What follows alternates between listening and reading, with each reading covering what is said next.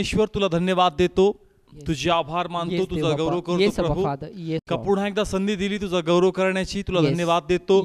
आणि पुन्हा प्रभू तुझ्या पवित्र नावात प्रत्येक डिस्टर्बन्स करणारा स्पिरिटला मी बांधून नाश करतो. आणि तुझी कृपा प्रत्येकांवर आहे, तुला धन्यवाद देतो. आणि आजचं वचन प्रत्येकांना स्पर्श करण्याची कृपा दिली, तुला धन्यवाद देतो. तुझ्या नावात मागतो, स्वीकारतो. Amen. Praise the Lord. Hallelujah. पुन्हा जो संदेश आपण मागच्या भागामध्ये घेतला होता तोच या ठिकाणी आपण पुढं घेणार आहोत. आपण पाहिलं होतं की कशा प्रकारे दावीद जी लढाई लढणार होता गल्लियाताबरोबर, त्यांनी किती शस्त्र घेतले, किती गोटे घेतले? 5. किती गोटे घेतले होते? 5. किती उपयोगात आणले? 1. किती ठेवले आपल्याजवळ? 4. समजतंय? यावर आपण संदेश ऐकला होता की दावीदाला लढाई लढायची होती, त्यांनी 5 गुळगुळीत गोटे त्या ओहळातून उचलून घेतले, एकच उपयोगात आणला आणि 4 त्याच्या जवळ ठेवले. आणि मग आपण पाहिलं की जसं या ठिकाणी मी तुम्हाला सांगितलं की त्या एका दगडामध्ये फक्त त्या एकाच दगडाची ताकद नाही, तर बाटव्यामध्ये असणाऱ्या 4ही दगडांची ताकद त्या एका दगडामध्ये होती. आणि म्हणून त्या दगडाचा प्रहार इतका तीक्ष्ण होता का त्या ठिकाणी गल्ल्याचं कपाळाच्या आत तो दगड शिरला गेला. Praise the Lord. हालेलुया. समजतंय? हे आपण पाहिलं होतं. आणि मग मी तुम्हाला सांगितलं या बायबलमधून का ते 5 प्रकारचे शस्त्र कोणते आहेत जे आम्हाला निवडायचे आहेत. कोणकोणते आहेत ते? प्रार्थना, आराधना, वचन, उपवास आणि विश्वास. का या 5ही गोष्टी आम्हामध्ये असणं गरजेचं आहे. कारण अनेक जणांमध्ये वेगवेगळे गोष्टी असतात. कोणाला प्रार्थना आवडती, कोणाला उपवास आवडतो, कोणाला वचन आवडतं, कोणाला आराधना आवडती. पण बायबल सांगतं आणि प्रभू आम्हाला सांगतो का 5ही गोष्टी असणं अत्यंत गरजेचं आहे. एक गोष्ट राहून जमणार नाही, एकच गोष्टीवर अधिक भर देऊन जमणार नाही. कारण आपण पाहिलं का 5ही दगड कसे होते? गुळगुळीत. कसे होते? गुळगुळीत. म्हणजे सारखं वर्णन केलं आहे. कसं वर्णन केलंय? सारखं. म्हणून आम्हामध्ये ही त्याचं प्रमाण सारखं असणं गरजेचं आहे. ज्या प्रकारे दावीद या ठिकाणी हात टाकतो आणि जे त्याच्या हातात येईल तर घेऊन त्याचा प्रहार तो करतो आणि त्याला यश मिळतं. मग या ठिकाणी प्रभूला असं सांगायचंय का तुम्ही उपयोग कोणत्याही शस्त्राचा करा, पण 5ही असणं गरजेचं आहे. समजतंय? आराधना करा, आराधनेद्वारे कार्य. प्रार्थना करा, प्रार्थनेद्वारे कार्य. वचन सांगा, वचनाद्वारे कार्य. विश्वासाद्वारे बोला, कार्य. Praise the Lord. हालेलुया. समजतंय? मग 2 पॉइंट आपण कव्हर केले. कोणकोणते? प्रार्थना आणि आराधना. आता किती पॉइंट राहिलेत? 3. वचन, उपवास आणि विश्वास. म्हणून या ठिकाणी आता आपण इमिजिएट स्टार्ट करणार आहोत कारण टॉपिक लेंदी आणि भरपूर गोष्टी कव्हर करायच्या आहेत. तर या ठिकाणी तिसरा पॉइंट बघणार आहोत आपण, वचन. कारण अनेक लोकांकडे वचन आहे. काय आहे? वचन. आणि त्यांची इच्छा असती का या वचनाद्वारे जे ज्ञान त्यांना मिळालेलं आहे, कशाद्वारे? वचनाद्वारे. त्यांच्याकडे ज्ञान आहे, त्यांच्याकडे ज्ञान आहे. पण ते ज्ञान 2 प्रकारचं असतं. स्पिरिच्युअल नॉलेज वेगळं आणि जनरल नॉलेज वेगळं. अनेक लोक हे ज्ञान मिळवतात पण काही लोकांकडे आत्मिक ज्ञान नसतं. का? कारण एका वाचकाप्रमाणे जर हे पुस्तक, हे पवित्र शास्त्र वाचलं तर तुमचं फक्त जनरल नॉलेज वाढलं. एका वाचकाप्रमाणे हे पवित्र शास्त्र तुम्ही वाचलं तर काय वाढेल तुमचं? General knowledge. स्पिरिच्युअल नॉलेज वाढणार नाही. आणि मग तुम्हाला भरपूर रेफरन्स माहिती आहे, तुम्हाला भरपूर गोष्टी माहीत आहेत, तुम्ही इतरांना सांगताय, पण त्याचा प्रभाव जो लोकांवर पडला पाहिजे तो प्रभाव पडणार नाही. कारण अनेक लोक म्हणतात की मी हे बायबल 5 वेळेस वाचलंय, कुणी 20 वेळेस वाचलंय, कुणी 40 वेळेस वाचलंय. पण जर तू ते आत्म्यातून ग्रहण केलं नाहीये तर तुझा प्रभाव त्या लोकांवर पडणार नाही, जो प्रभाव त्या वचनातून पडला पाहिजे. समजतंय? कारण तू कशाने वाचले? फक्त बुद्धीने. कशाने वाचलंय? बुद्धीने, व्यक्तिगत ज्ञानाने. आणि म्हणून फक्त तुझ्याकडे जनरल नॉलेज आहे. नाही, हा अध्याय, तो रेफरन्स, हा रेफरन्स, तो रेफरन्स. पण त्याला जे स्पिरिच्युअली समजण्याचा सेन्स पाहिजे तो सेन्स तुझ्यामध्ये नाहीये. असं अनेकदा आम्हाला पाहायला मिळतं की भरपूर वचनाबद्दल बोलतोय, एखाद्याकडे आम्ही प्रार्थनेला चाललोय आणि आम्हाला त्याला वचन सांगायचंय, पण आमच्या अगोदरच तो आम्हाला वचन सांगायला सुरुवात करतो. नाही, बायबल आज सांगतं, बायबल ते सांगतं, नाही हा अध्याय, तो वचन, ते वचन, हे वचन. एवढंही माहीत आहे तरी तुला इतरांची प्रार्थनेची गरज का आहे? समजतंय का? अनेकदा एखाद्या फॅमिलीमध्ये जसं आम्ही जातो प्रेयरसाठी, आमच्यापेक्षा असं वाटतं का किती नॉलेज या व्यक्तीकडे आहे. कसलं? बायबलचं. एवढे रेफरन्स सांगितले, तेवढे वचन सांगितलेत, आपल्याला सांगायची पण गरज नाही. प्रॉब्लेम पण त्यांनी सांगितला आणि रेफरन्स पण त्यांनी सांगितले. पण एक गोष्ट कळतं का स्पिरिच्युअली समजण्याचा सेन्स त्याच्याकडे नाही. समजतंय? म्हणून वचन आहे पण वचनाचा प्रभाव पडत नाही. मग अनेक गोष्टी आम्हामध्ये मिसिंग आहेत. कोणकोणती गोष्ट मिसिंग आहे? सर्वात प्रथम प्रार्थना. वचन आहे पण प्रभाव पडत नाहीये. मग उरलेल्या 4 गोष्टी त्या व्यक्तीमध्ये असणं गरजेचं आहे. पहिले म्हणजे काय? प्रार्थना. प्रार्थनेचा डबल फायदा असतो का ज्या वेळेस आम्ही प्रार्थना करतो आपण कोणासंगती बोलू शकतो? देवासंगती. कोणासंगती बोलू शकतो? देवासंगती. मग हे बायबल वाचताना आपण या प्रार्थनेद्वारे देवासमोर आपली भूक पण उत्पन्न करू शकतो किंवा दाखवू शकतो. Praise the Lord. हालेलुया. समजतंय का? ज्यावेळेस तुम्ही एका वाचकाप्रमाणे नाही पण प्रार्थनेद्वारे तुमची नम्रता दिसती. प्रार्थनेद्वारे तुमची काय दिसती? नम्रता. तुमची भूक दिसती. आणि मग तुम्ही ही भूक तुमच्यामध्ये डिझायर करता, कॅरी करता, तर मग देवाचं वचन फक्त तुमचं जनरल नॉलेज नाही तर तुमचं स्पिरिच्युअल नॉलेज देखील वाढवतं. Praise the Lord. हालेलुया. समजतंय का? पण काय पाहिजे? भूक. काय पाहिजे? भूक असणं गरजेचं आहे. आणि ती भूक देवाला प्रार्थनेद्वारे दर्शवणं गरजेचं आहे. Praise the Lord. हालेलुया. मग ह्या ठिकाणी जसं आम्ही व्यक्तिगत प्रार्थना करू, जर प्रार्थना आमच्या जीवनामध्ये असेल तर ह्या वचनाचा राईट सेन्स म्हणजे कळतं का? समज, उत्तम समज का कधी कशा प्रकारे वचन समजलं पाहिजे त्याची समज आम्हामध्ये उत्पन्न होईल. आम्ही पण त्याला प्रॉपरली घेऊ शकतो आणि इतरांनाही प्रॉपररित्या आम्ही त्याला सांगू शकतो. म्हणून आम्हामध्ये काय पाहिजे? प्रार्थना. समजतंय? वचन आहे पण प्रार्थना मिसिंग आहे म्हणून प्रॉपर तुला घेताही येत नाही आणि देताही येत नाही. त्याच प्रकारे प्रार्थना याहीसाठी महत्व आहे का प्रार्थनेद्वारे आपण सैतानावर काय करू शकतो? आक्रमण करू शकतो. काय करू शकतो? आक्रमण. आणि जर प्रार्थनेचं शस्त्र तुझ्याकडे आहे, वचनाचं शस्त्र तुझ्याकडे आहे, तुला वाटतं का वचन द्यावं, पण प्रार्थना महत्वाची आहे. कारण ह्या प्रार्थनेद्वारे तू येणाऱ्या लोकांचे मार्ग मोकळे करू शकतो. ह्या प्रार्थनेद्वारे त्यांचं वचन लक्षात लागावं म्हणून त्यांना डिस्टर्ब करणाऱ्या स्पिरिटला तू बांधू शकतो. आणि जे तुला त्यांना पोहोचवायचं तू 100% त्यांच्यापर्यंत पोहोचू शकतो. समजतंय का? म्हणून आम्हामध्ये प्रार्थना ही असणं अत्यंत गरजेचं आहे. समजतंय का? ह्या ठिकाणी तुम्ही यावेत. मी फक्त बायबल वाचलं, प्रभू धन्यवाद तुम्हाला वचन दिलं, प्रेज गॉड, पण ऐकायला तर कुणी आलं पाहिजे की नाही? त्यांच्यापर्यंत लोकांपर्यंत गेलं पाहिजे की नाही? मग त्यासाठी मला प्रार्थना पण करणं गरजेचं आहे. काही प्रभू तू दिलं धन्यवाद, आता मी लोकांचे येण्याचे मार्ग मोकळे करतो. हे प्रभू हे लोकांपर्यंत टीव्ही या माध्यमातून पोहोचावं म्हणून त्याचे मार्ग मी मोकळे करतो. हे प्रभू त्यांचा वेळ त्याच्यामध्ये जावं म्हणून मी त्यांना तुझ्या नावात स्पर्श करतो. जर माझ्याकडे हे शस्त्र आहे तर जे प्रभूने मला दिले वचन ते मी चांगल्या प्रकारे लोकांपर्यंत पोहोचू शकतो. Praise the Lord. हालेलुया. पण वचन तुमच्यात आहे, प्रार्थना तुम्हामध्ये नाहीये तर प्रॉपरली त्या वाचनाचा उपयोग तुम्हाला होऊ शकत नाही. Praise the Lord. हालेलुया. समजतंय? येस, आपण फर्स्ट पॉइंट कव्हर करतोय. टॉपिक काय आहे आपला? वचन. काय आहे? वचन. त्यामध्ये 4 पार्ट आपल्यामध्ये काय आहेत? मिसिंग आहेत किंवा कमी आहेत. मग त्याच्यामधून पहिला पॉइंट कोणता घेतला आपण? प्रार्थना. का प्रार्थना अत्यंत आवश्यक आहे. ठीक आहे. सेकंड पॉइंट त्याच्यामध्ये आपण कव्हर करणार आहोत आराधना. जर तुमच्याकडे वचन आहे पण आराधना असणं तुमच्याकडे अत्यंत गरजेचं आहे. कारण आराधना तुमचं मन काय करते? आराधना काय करते? तुमचं मन स्थिर करते. तुमच्या मनात दैवी शांती असते. तुमचं मन बेचैन नसतं, कॉन्फिडन्स असतं का 100% कार्य होणार आहे. आणि आराधनेचा प्रभाव हा खूप महत्त्वाचा आहे as a preacher, as a teacher, as a वचन सांगणारा. का माहिती आहे का? कारण जसं तुम्ही वचन सांगता अनेक प्रकारचे त्या ठिकाणी रिॲक्शन्स असतात. कुणी गंभीर बसलंय, कुणी भुया टाईट केल्यात, कुणी एकदम झिरो टोन केलंय. सैतान काय करू लागतो? बोलू लागतो. समजत नाही. तू एवढं सांगतो त्यांना कळत नाही. काहीतरी गडबड आहे. एक तर तुला सांगता येत नाहीये, काहीतरी कन्फ्यूज होतंय. एवढे लोक कसं काय डाऊट करू शकतात? एवढे लोकांचे तोंड कसं काय वाकडे तिकडे होऊ शकतात?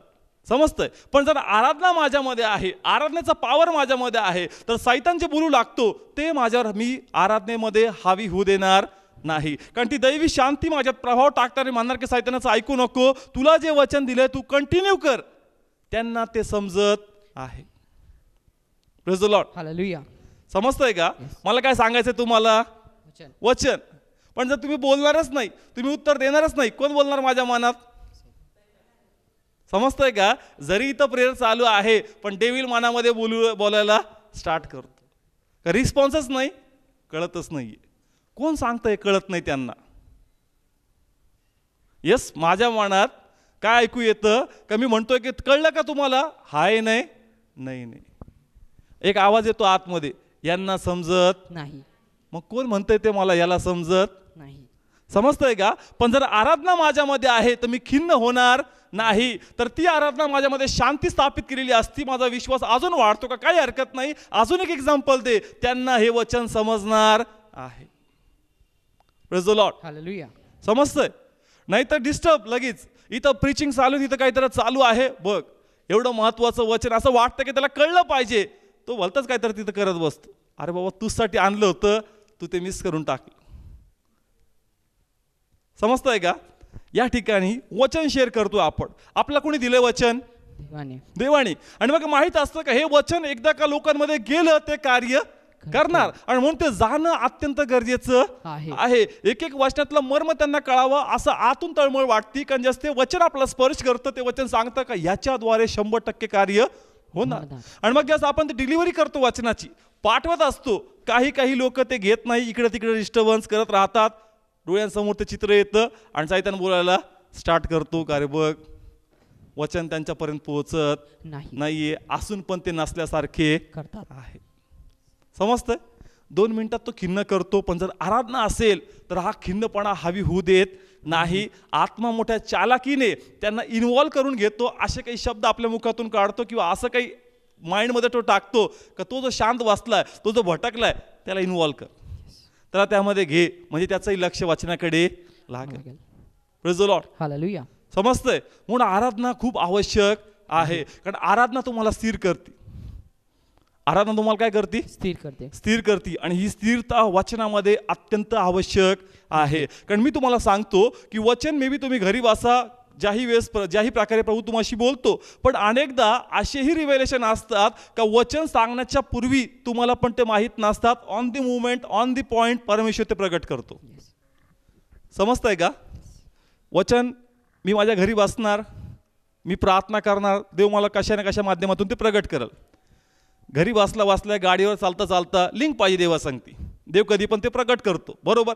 त्या प्रिपेअरने मी येणार, इथं उभं राहणार, वचन सांगायला सुरुवात करणार. पण अनेक प्रगटीकरण असे असतात का ते घरीही मला माहीत नसतात.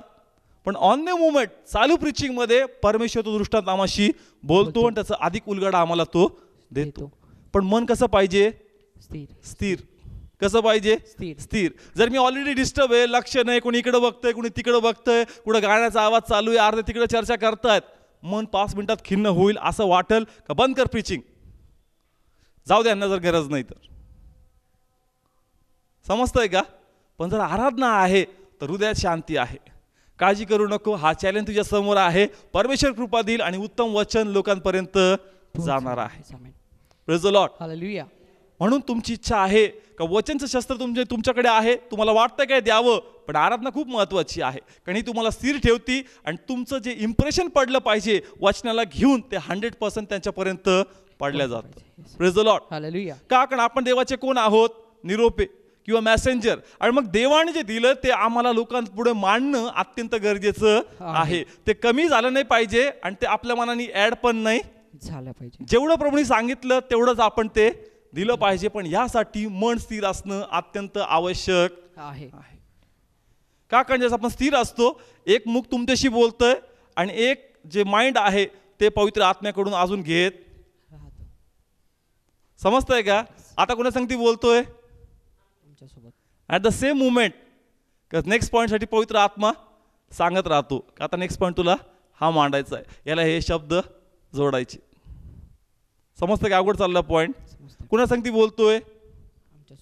तुमच्या सांगती पण बोलतोय. ॲट द सेम मुवमेंट त्याच्याबरोबर पण तो जे सांगतोय ते पण कॅप्चरिंगचं काम चालू आहे. इकडून घ्यायचं तिकडं. समजतंय? पण त्यासाठी स्थिर असणं गरजेचं आहे. आणि म्हणून आराधना जर तुम्हामध्ये असेल, तुम्हामध्ये स्थिरता असेल. Praise the Lord. हालेलुया. म्हणून वचन घ्या, चांगलं आहे, पण आराधना करा. आराधना खूप इम्पॉर्टंट आहे. समजतंय? कारण अनेकदा लोक आराधनेला तेवढं व्हॅल्यू देत नाही, पण आराधना ही तेवढीच इम्पॉर्टंट आहे.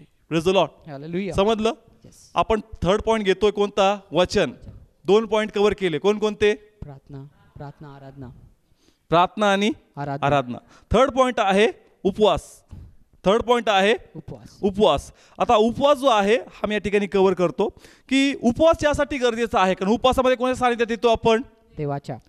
कोणाच्या सानिध्यात येतो? देवाच्या. आणि देहाची जी ताकद असती, जो प्रभाव असतो, आमाऊंट कसा होतो? उपवास म्हणजे कोणाच्या सानिध्यात येता? देवाच्या. म्हणजे इनडायरेक्टली कोणाच्या सानिध्यातून तुम्ही बाहेर निघाले?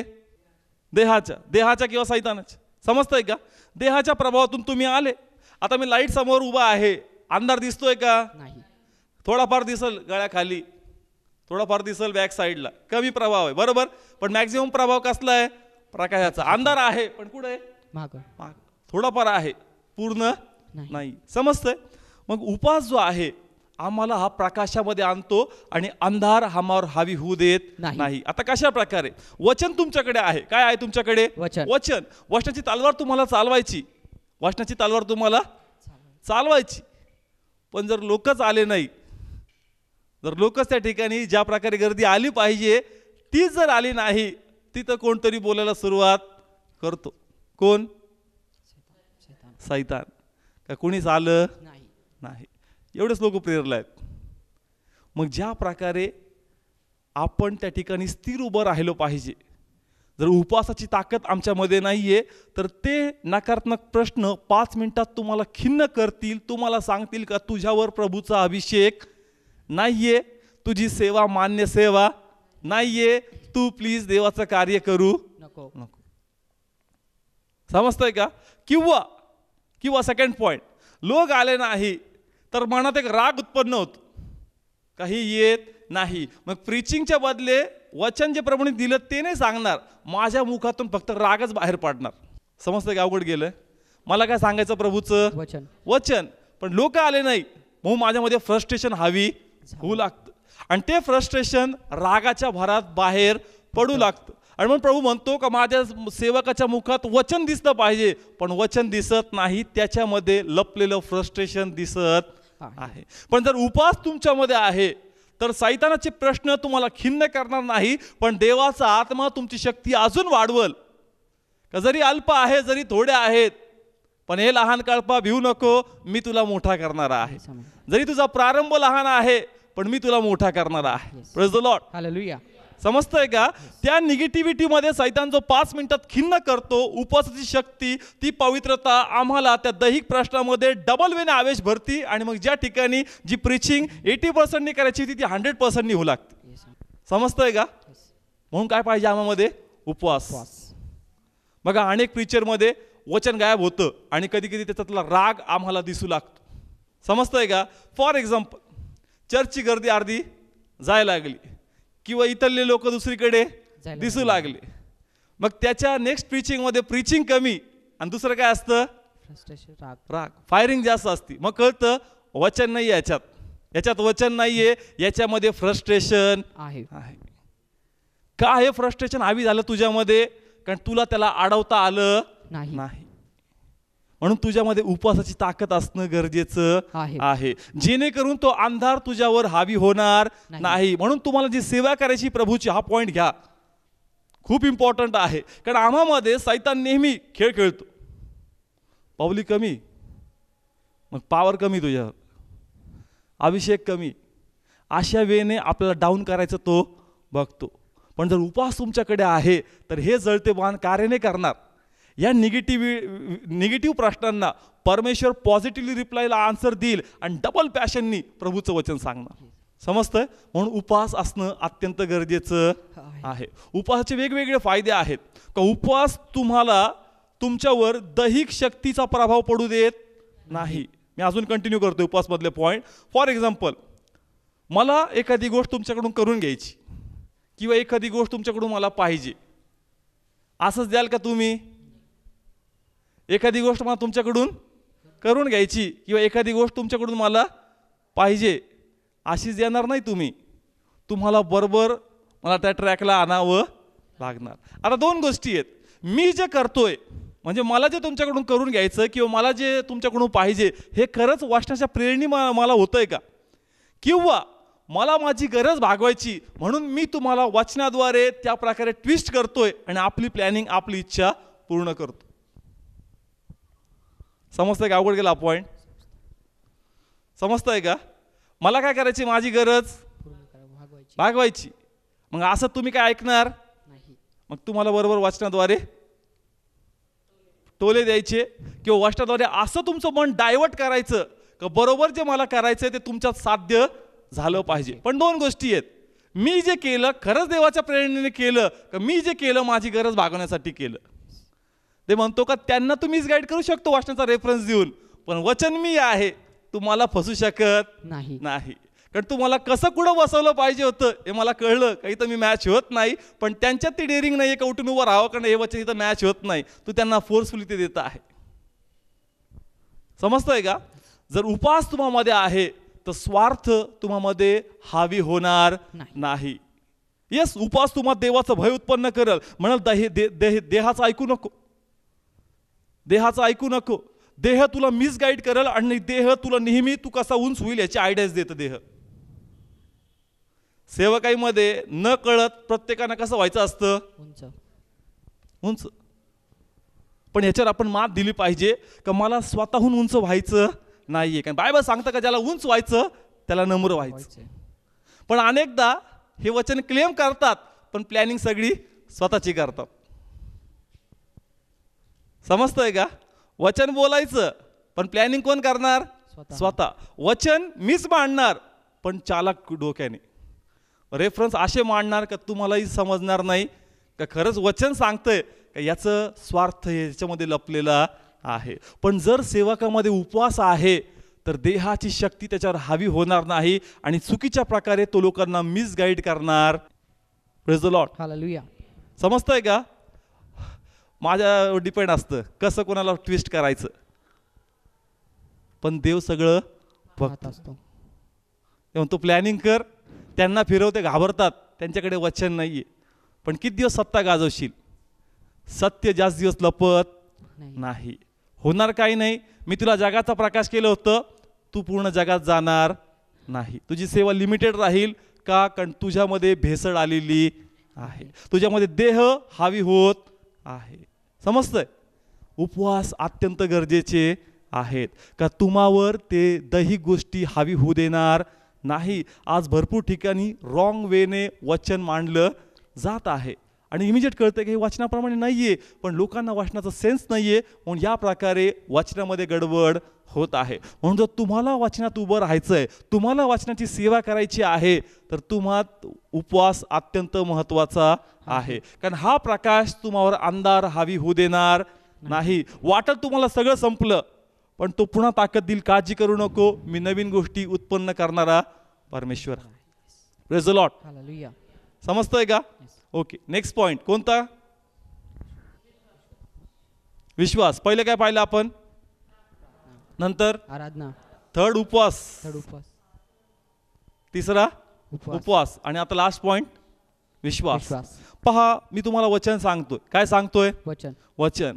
आणि माझा असा विश्वास आहे किंवा मला असं वाटतं का ते वचन तुम्हाला काय करावं, स्पर्श करावं.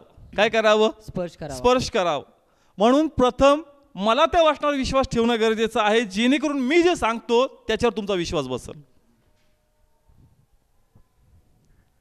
समजतंय का. खूप इम्पॉर्टंट आहे. वचन आहे पण तुमच्याकडे विश्वास आहे का. जस प्रभू तुम्हाशी बोलतो, तुम्हाला सांगतो, मग तुम्ही तो विश्वास त्या वचनावर ठेवता का. आणि जर तुम्ही तो विश्वास ठेवता मग जस तुम्ही ते वचन इतरांना सांगाल त्या वचनावर देवाचा अभिषेक लोकांना स्पर्श करणार, कारण तुम्हा त्या वचनाच्या प्रती विश्वास आहे, मग तो विश्वास इतरही लोक ठेवतील. पण जर तुम्ही व्यक्तिगत विश्वास करत नाही पण लोकांना म्हणता विश्वास करा, ते वचन कार्य करणार नाही. समजतंय का. आपण म्हणतो काही काही सेवक काय प्रीच करतात, काय त्यांचं वचन आहे डायरेक्ट हृदयाला भिडतं. मग दुसरे काय बायबलच्या बाहेरून बोलतात का, तेच वचन घेतात की नाही, तेच रेफरन्स आहेत की नाही, पण तरी पण ते टच करत नाही. ते झांजप्रमाणे ते वाचतात तरी पण त्याच्यामध्ये मॅलेडी नाही. समजतंय का. अनेकदा बघा आपण ऐकतो का त्याची प्रीचिंग आहे का, नको जायला, त्याची प्रीचिंग आहे का, झोप येते. असं लोक बोलतात, चुकीचं फील होतं हार्टमध्ये. पण दुसरं असं कळतं की का त्याला कळत नाही का मी तो अभिषेक घ्यावा, मी ती प्रार्थना वाढवावी, मी ते उपवास करावे, मी ती आराधना करावी, जेणेकरून जस मी देवाला रिप्रेझेंट करतो ते रिप्रेझेंटेशन अत्यंत चांगलं झालं पाहिजे. Praise the Lord. हालेलुया. समजतंय का? कंपनीचा एखादा व्यक्ती येतो, साधा दारावर का नाही ना, पण चांगलं येतो, माल घेऊ नये घेऊ, पण प्रेझेंटेशन चांगलं झालं पाहिजे, त्याचा पूर्ण प्रामाणिक प्रयत्न तो करतो. मग आपण पण या 4 गोष्टी प्रामाणिकपणे घेतल्या पाहिजे का? देवा मी सर्व करणार, मी उपवास करणार, मी प्रार्थना करणार, मी आराधना करणार, पण देवा तो प्रभाव पडू दे, कारण माझी इच्छा आहे का जे मला कळतंय ते इतरांपर्यंत, लोकांपर्यंत गेलं पाहिजे. Praise the Lord. हालेलुया. मग पहा, ही वाचनाची तलवार तुम्ही चालवा, ही 100% यशस्वी होईल आणि देवाचा गौरव त्या ठिकाणी 100% होणार आहे. Praise the Lord. हालेलुया. समजतंय? वचनाला सगळ्यातून उत्तम मान बायबलमध्ये दिलेला आहे, पण ह्यासाठी ह्या रिमेनिंग 4 गोष्टी अत्यंत महत्त्वाच्या आहे. Praise the Lord. हालेलुया. समजतंय? मग ह्या ठिकाणी आता नेक्स्ट पॉईंट आपण घेणार आहोत. आपण आराधना कव्हर केली, वचन कव्हर केलं. आता जो नेक्स्ट मेन पॉईंट आहे तो आहे उपवास. नेक्स्ट टायटल 3 पॉईंट कव्हर झाले. कोणकोणते? प्रार्थना, आराधना, वचन. 4th पॉईंट उपवास. सब टायटल टाका, मेन टायटल टाका उपवास. उपवासामध्ये पुन्हा आपण रिमेनिंग कॅटेगरी पाहणार आहोत. अनेक लोक उपवास करतात आणि असं वाटतं की बायबल जर आम्ही वाचलं तर उपवासाद्वारे खूप गोष्टी घडलेल्या आहेत, पण ज्या प्रकारे उपवासाला रिझल्ट आला पाहिजे तो रिझल्ट दिसत नाही. मग मी पुन्हा तेच सांगल की तुमच्यामध्ये ही पुष्कळ गोष्टी मिसिंग आहे. पहिले म्हणजे उपवास करता. उपवास करणं म्हणजे कोणाच्या सानिध्यात येणं? देवाच्या.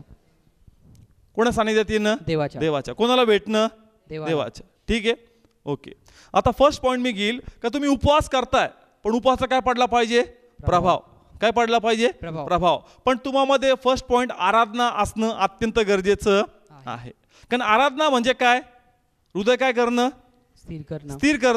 स्थिर करणं किंवा साध्या भाषेमध्ये आनंदी करणं. काय करणं? आनंदी करणं. आता अनेक लोक उपवास करतात, त्रास असतात, संकट असतात, वेगवेगळ्या गोष्टी असतात आणि म्हणून उपवास करतात की प्रभूकडे जावं आणि प्रभूने मार्ग मोकळे करावे. बरोबर? त्रास संकट आहेत म्हणून काय करतात? उपवास करतात, पण त्याची गरज नाही पण करतात. पण मला ते क्लिअर करायचं आहे का ज्यास तुम्ही उपवास करता तुम्ही कोणाला भेटायचं असतं? तुम्हाला देवाला. कोणा सानिध्यात जायचं असतं? देवाच्या. मग जर तुम्ही त्याला भेटणार आहे तर हृदयात आनंद पाहिजे का निराशा पाहिजे? आनंद. प्रॉब्लेम 50 आहेत. समजा तुमचे व्यक्तिगत भरपूर प्रॉब्लेम्स आहेत, कुठं सॉल्व्ह होत नाही, पण एक आहे की तुम्हाला कळलं का एक खूप मोठा अधिकारी तुमचा ओळखीचा आहे आणि मग तुम्हाला वाटतं का तो अधिकारी माझ्या ओळखीचा आहे का, जर मी त्याला भेटलो तर माझं काम 100% होणार आहे. चेहऱ्यावर स्माईल येते का नाही? एखादं काम होत नाही पण अचानक कळतं तो खूप मोठा अधिकारी आपल्या ओळखीचा. अरे ओळखीचा आहे का, आपलं काम होणारच. चेहऱ्यावर स्माईल येत नाही का? त्याला भेटताना चेहऱ्यावर स्माईल येते का नाही? काम करू नये करू तो भाग वेगळा, पण हृदयात एक आनंद आहे का ओळखीचा आहे, चान्सेस आहे काम होण्याच. सेम वे देवाला भेटता आनंद कुठे आहे? जगाच्या व्यक्तीची तरी गॅरंटी नाही करेल का नाही करेल, पण हा जो परमेश्वर आहे ज्याला तुम्ही भेटणार गॅरंटी आहे का नाही काम करायची? मग आनंद कुठे आहे? उपवास करतात पण एवढं खिन्न पण त्यांच्यात दिसतंय का वाटतच नाही ते प्रभूला भेटायला चाललेत. स्माईल कुठे? जॉय कुठे? का आता आज उपवास म्हणजे सगळ्या दैहिक गोष्टी बाजूला आणि कोणाच्या सानिध्यात? देवाच्या. अंधाराला सोडून कोणाच्या सानिध्यात? देवाच्या. येस, प्रकाशाच्या सानिध्यात मी बसणार. तो जॉयच नाहीये का? कारण आराधना मिसिंग आहे.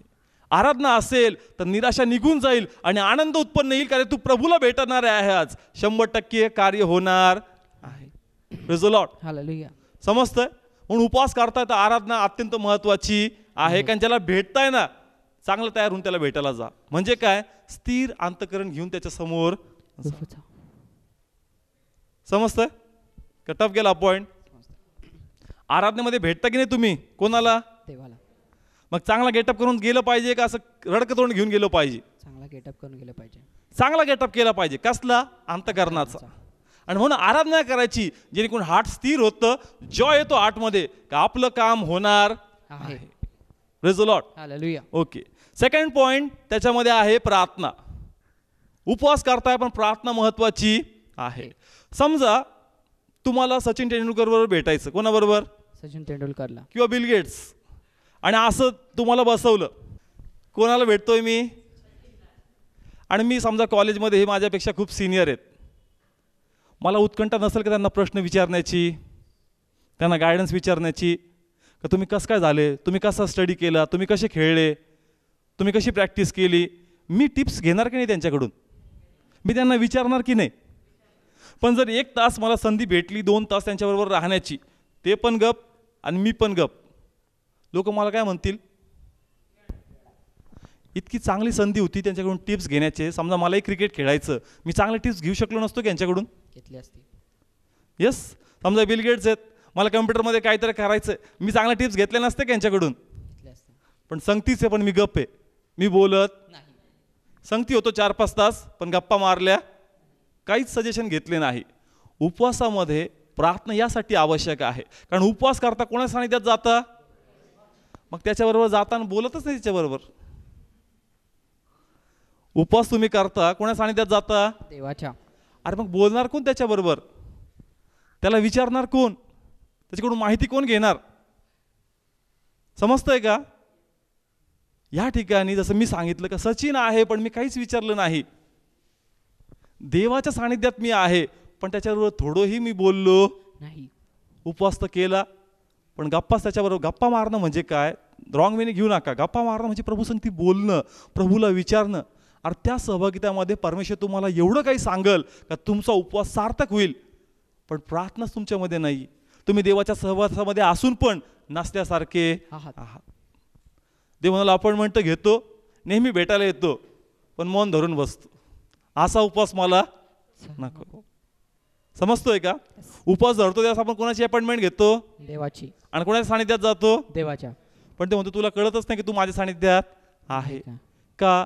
कारण तू प्रार्थनेद्वारे मस्त संगती बोलत नाही. मस्त संगती बोल, मला विचार, मला आनंद वाटतो का माझं लेकरू मस्त संगती बोललं पाहिजे. Praise the Lord. हालेलुया. म्हणून जर उपवास करताय तर प्रार्थना ही असणं अत्यंत आवश्यक आहे. Praise the Lord. Hallelujah. Okay, third point मी याच्यामध्ये कव्हर करेल. वचन. आराधना झालं, प्रार्थना झालं, तिसरं वचन. वचन तुम्हाला मार्ग दाखवतं की कशा प्रकारे उपवास तुम्ही केला पाहिजे. कारण जसं जगामध्ये वेगवेगळे प्रकारचे उपवास आहेत, प्रत्येकाचे वेगवेगळे नियम आहे, प्रत्येकाची वेगवेगळी धारणा आहे, पण एक्झॅक्टली उपवास कशामध्ये मेन्शन आहे किंवा तो उपवास कसा केला पाहिजे आम्हाला कोण सांगल. वचन. वचन. समजतंय का.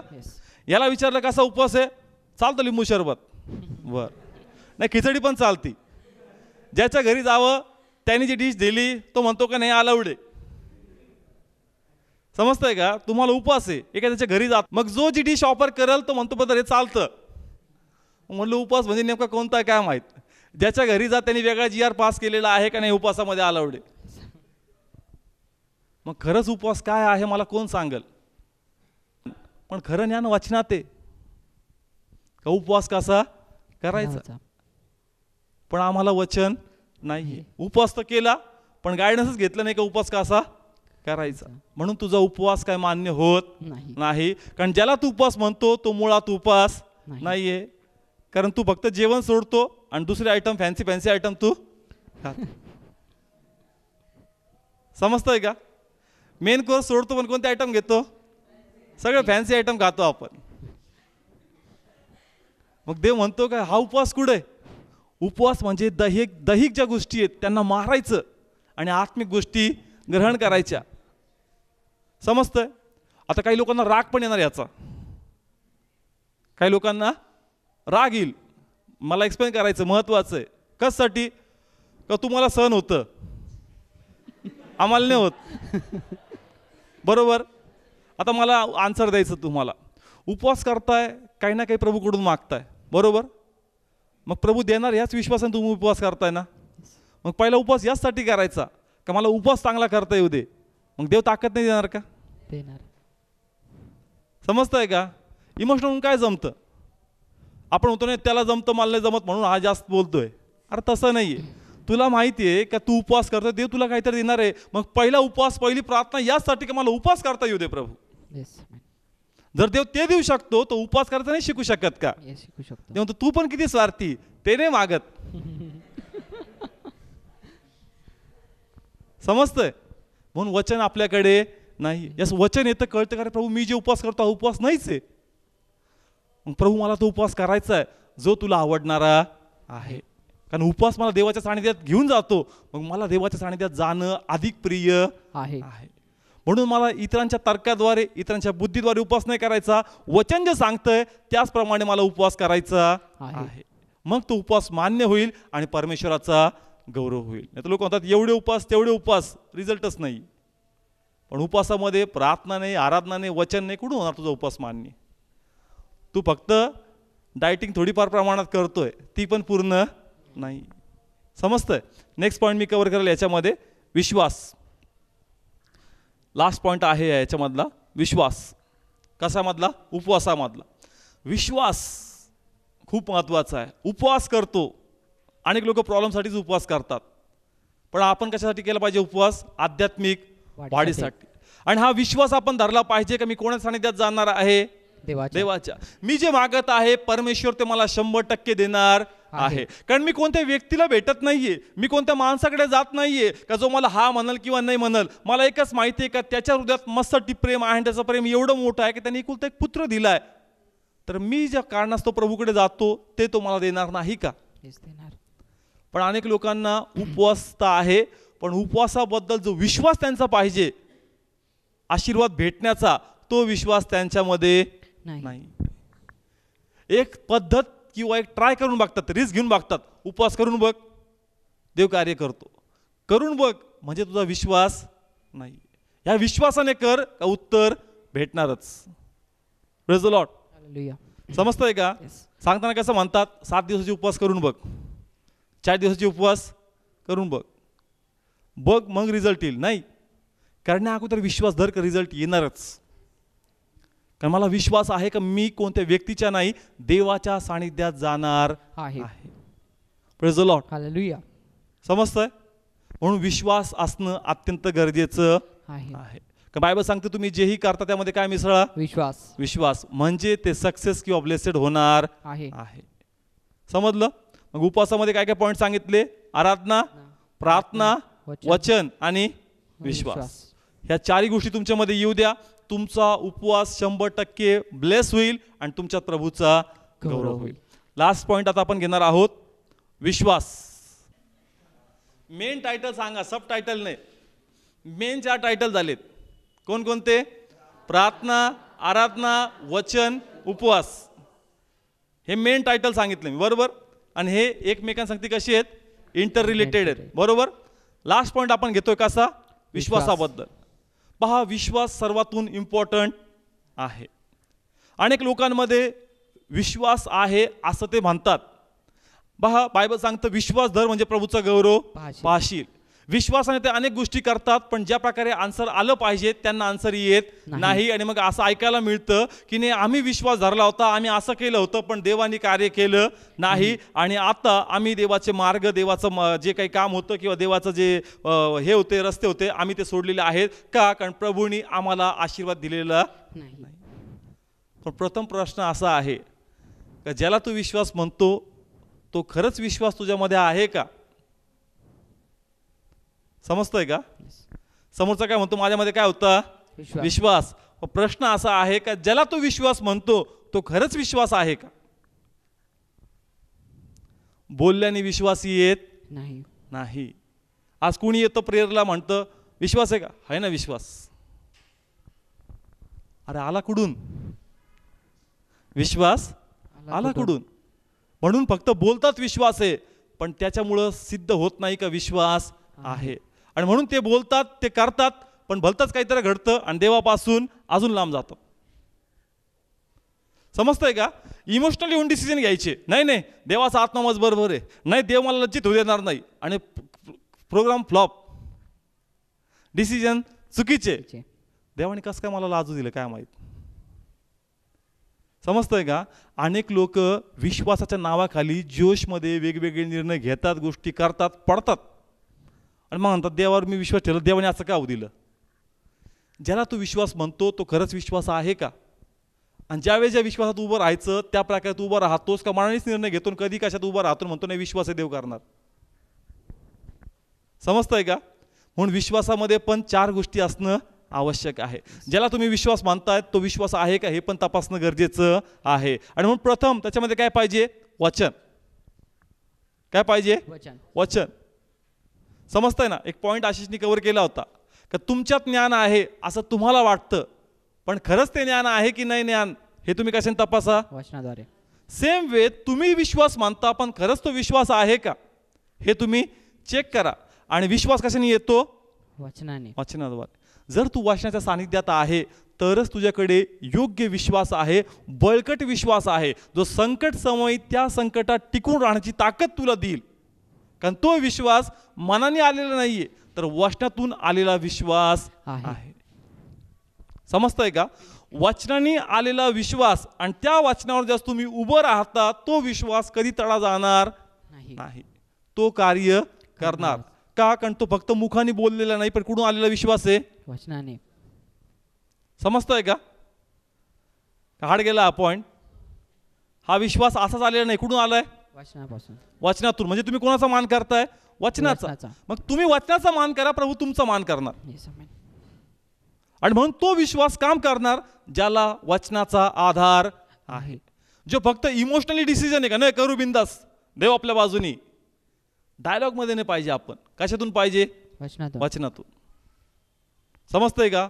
पहा, आपल्याला पाहायला भेटतात प्रभूमध्ये पुष्कळ लोक वचन नाही पण इमोशनली फेथ त्यांचा जास्त आहे. इमोशनल फेथ नकोय. कोणता फेथ पाहिजे? वर्ड ऑफ गॉडचा, वचनाचा. म्हणून आपल्यामध्ये काय पाहिजे? वचन. ओके. सेकंड पॉईंट मी त्याच्यामध्ये कव्हर करेल विश्वासामध्ये. प्रार्थना. प्रार्थना का गरजेची आहे विश्वासामध्ये? तुम्ही एखादी गोष्ट करता, कशाने करता? विश्वासाने. कनेक्ट करू, देव आपल्याला मदत करणार, देव आपल्या बाजूने कार्य करणार. प्रार्थना कोणा सांगती कनेक्ट करती? देवासोबत. प्रार्थना कोणाला आपल्या घरानं सांगती? देवाला. प्रार्थना कोणाकडून मार्ग मोकळे करून घेती? देवाकडून. मला एखादी गोष्ट करायची, मी प्रार्थना प्रभूला सांगितलंय का प्रभू मला असं करायचंय, मग मी हे करू किंवा करू नये, तू मला ते प्रगट कर. जस प्रार्थना आमच्याकडे आहे, एखादी गोष्ट आम्हाला करायची, आम्हाला वाटतं का नाही मी केलं पाहिजे, पण जस तुम्ही प्रार्थना करता तुम्ही देवाकडून कन्फर्म करून घेता का मी जे करणार आहे त्याच्यात देवाचा हात आहे किंवा नाही. समजतंय का? मला एखादी गोष्ट करायची पण माझं मन काय सांगतं? कर बिंदास, देव कार्य करणार आहे. पण प्रार्थनेद्वारे आपण आपली जी प्लॅनिंग आहे ती प्रभूला सांगतो आणि प्रभू ती गोष्ट करण्याच्या अगोदर आम्हाला प्रगट करतो का तुला हे करायचं किंवा करायचं नाही. आणि जर हे करायचं तर कशा कशा प्रकारे मदत मी तुला पाठवणार आहे आणि त्या मदतीसाठी तुला विश्वासात उभं राहायचं आहे. समजतंय का? कशाद्वारे होणार ते? मला विश्वासाने एखादी गोष्ट घ्यायची किंवा करायची, माझ्याकडे मदत नाहीये, पण मी म्हणतो का नाही मी बिंदास करणार आणि ते माझ्या बाजूने कार्य करणार. आणि अचानक जास्ती गोष्ट घडत नाही, मन घाबरू लागतं, अस्थिर होतं. पण जस तुम्ही प्रार्थना करता, प्रभूला तुमच्या कल्पना तुमच्या गोष्टी सांगता, परमेश्वर तुमच्या मार्गात त्याचे एंजल्स त्याची मदत ठेवतो आणि हृदयात स्थिरता देतो का तू बिंदास कर, मी ती मदत पूर्ण करणार आहे. समजतंय का? फक्त इमोशनली होऊन एखादी गोष्ट करण्याची हे करू नका, तर काय करा? प्रार्थना. कारण प्रार्थना तुम्हाला जे करायचंय ते करण्याच्या अगोदर ती प्रार्थना जाती आणि मार्ग काय करती? सेटल करते. प्रार्थना. थर्ड पॉइंट आहे आराधना. तिसरा पॉइंट आहे आराधना. आता विश्वासाद्वारे आम्हाला एखादी गोष्ट करायची, पण विश्वास कसा पाहिजे? कसा पाहिजे? यस. अनेकदा एखादी गोष्ट करायची असती पण माइंडमध्ये दोन गोष्टी असतात. एखादी गोष्ट आम्हाला करायची असती पण नेहमी आमच्या समोर 2-3 गोष्टी ऑप्शनमध्ये फिरत राहतात आणि दृढ निर्णय कळत नाही का नेमकं हे करावं का ते करावं, हे करावं का ते करावं. पण जसं तुम्ही आराधना करता मन कसं होतं? स्थिर. आणि मग तुम्हाला जे करायचं आहे त्याबद्दल परमेश्वर तुम्हाला एवढी ताकद देतो का तुमचा विश्वास त्या गोष्टीच्या प्रती स्थिर राहतो का जरी मला एखादी मदत दिसत नाही पण मला माहित आहे का माझा हा निर्णय 100% मला ब्लेस करणार आहे. समजतंय का? अनेक गोष्टीसाठी मनामध्ये किती विचार असतात? 3-4 विचार असतात. एक गोष्ट करायची नाही, मला हे करायचंय, पण at the same time 3-4 questions अजून भटकतात आजूबाजूला ऑप्शन भटकतात. नाही हे कर, नाही ते कर, नाही मला तेच वाटतंय, नाही पुन्हा हे वाटतंय. मन कसं आहे? डिसबॅलन्स आहे. विश्वास तर करायचा पण नेमकं काय करावं तेच मला कळत नाहीये. डिसिजन तुझा कसा आहे? हलणार आहे, पण कसा पाहिजे? स्थिर. कसा पाहिजे? स्थिर. आणि स्थिरतेसाठी आराधना इम्पॉर्टंट आहे. कारण आराधना तुम्हाला दृढ करते, आराधना तुमच्यामध्ये डाऊट उत्पन्न होऊ देत नाही, तुम्हाला राईट वेने गाईड करते. का नाही तू जे करतो फेट ठेव काही 100% कार्य करणार आहे. समजतंय का? विश्वास हेलकावले खायला नाही पाहिजे. कसा पाहिजे? स्थिर. स्थिर. त्याला विश्वास मानतात. समजलं? लास्ट पॉईंट मी कव्हर करेल, उपवास. विश्वासामध्ये उपवास का गरजेचा आहे हा पण पॉईंट खूप गरजेचा आहे. उपवास कोणाच्या सानिध्यात आणतो? देवाच्या. आणि कशापासून दूर घेऊन जातो? दैहिक गोष्टीपासून. दैहिक. आता पहा, ज्याला आपण उपवास म्हणतो, सॉरी, ज्याला तुम्ही विश्वास मानताय आणि विश्वास धरून ती गोष्ट करणारा आहे, तुम्ही विश्वास म्हणून ती गोष्ट करताय का रिस्क म्हणून ती गोष्ट करताय? समजतंय का? अनेकदा लेवल काय दिलंय, नाही विश्वासाने आपण करू. तू विश्वासाने ती करतोय का तू रिस्क घेऊन बघतोय? तुला नेमकं कळतंय का ज्याला तू विश्वास म्हणतोय तो विश्वास आहे का रिस्क आहे? समजतंय का? अनेक लोक म्हणतात की नाही मी विश्वासाने करतो, पण अनेक लोक विश्वासाने नाही करत, ते रिस्क घेत असतात. म्हणून जस उपवास तुझ्यामध्ये असेल, तुझ्यामधला अंधार दूर होईल आणि तुला कळेल का ज्याला तू विश्वास म्हणतो तो विश्वास नाहीये, ती रिस्क आहे. रिस्क तू काय घेऊ नको. नको. म्हणजे परमेश्वर सांगेल रिस्क घ्यायची किंवा घ्यायची नाही. पण पॉईंट काय असला आपला? विश्वासाबद्दल. समजतंय का? हार्ड गेला पॉईंट. तुम्ही जी गोष्ट करताय तुम्ही त्याला कसं लेवल दिलंय? पण प्रभूला म्हणायचंय चेक कर तो खरंच विश्वास आहे का ती रिस्क आहे.